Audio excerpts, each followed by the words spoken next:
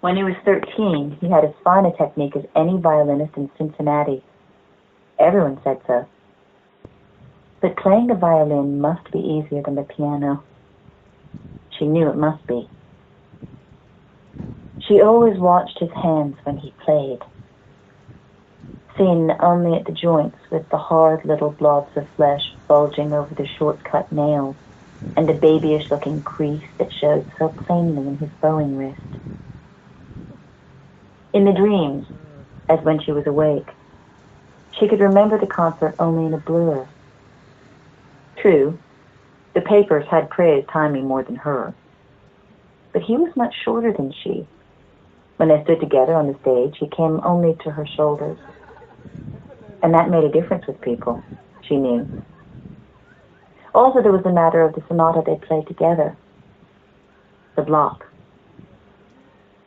No, I don't think that would be appropriate, Mr. Bilderbach had said when the block was suggested to end the program.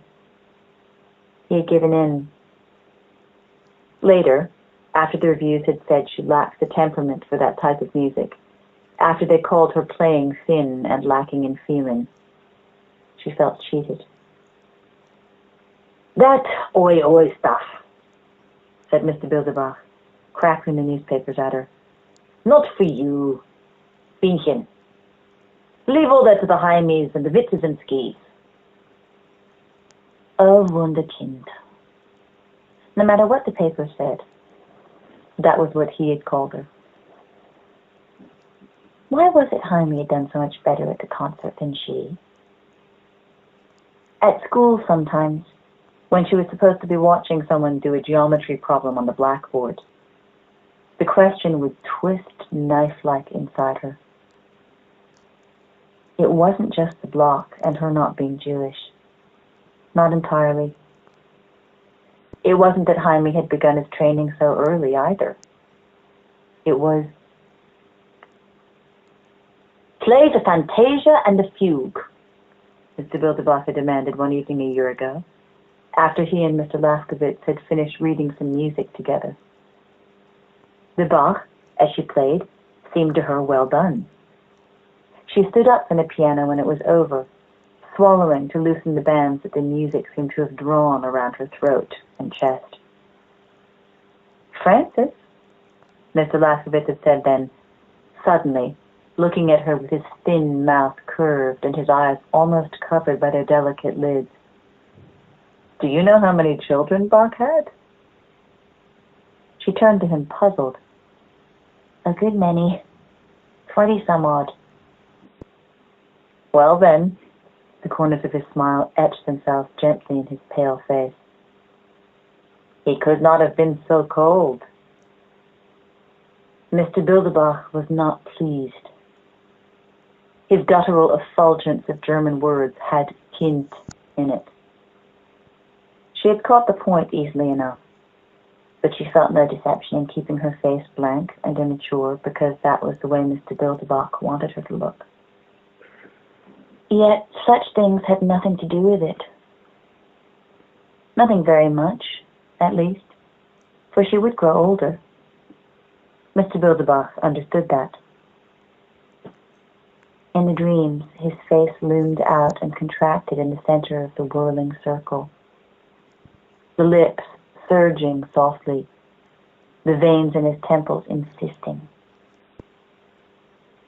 But sometimes, before she slept, there were such clear memories, as when she pulled a hole in the heel of her stocking down so that her toe would hide it.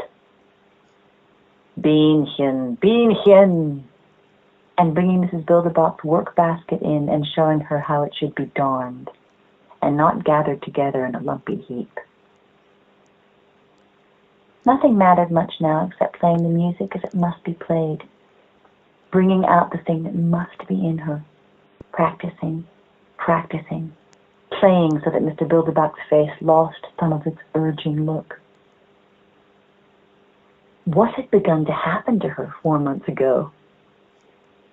The notes began springing out with a glib, dead intonation. Adolescence, she thought.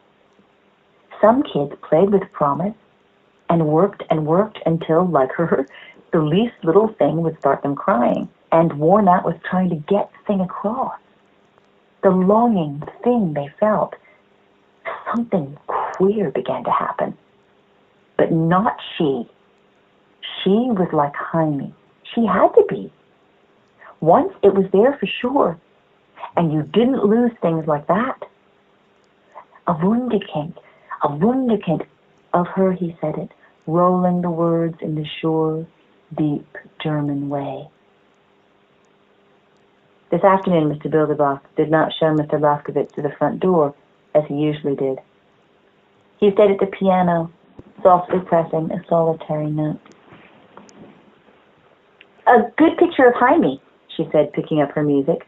"I got a letter from him a couple of months ago, telling about hearing Schnabel and Tuberman and about Carnegie Hall." To put off going into the studio a moment longer, she waited until Mr. Lafkovitz was ready to leave. It was growing late, and the air was seeped with the pale yellow of winter twilight. When the door swung to on its hinges, the house seemed darker and more silent than ever before she had known it to be. As she went into the studio, Mr. Bilderbach got up from the piano and silently watched her settle herself at the keyboard.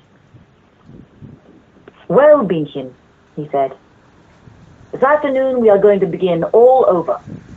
Forget the last few months."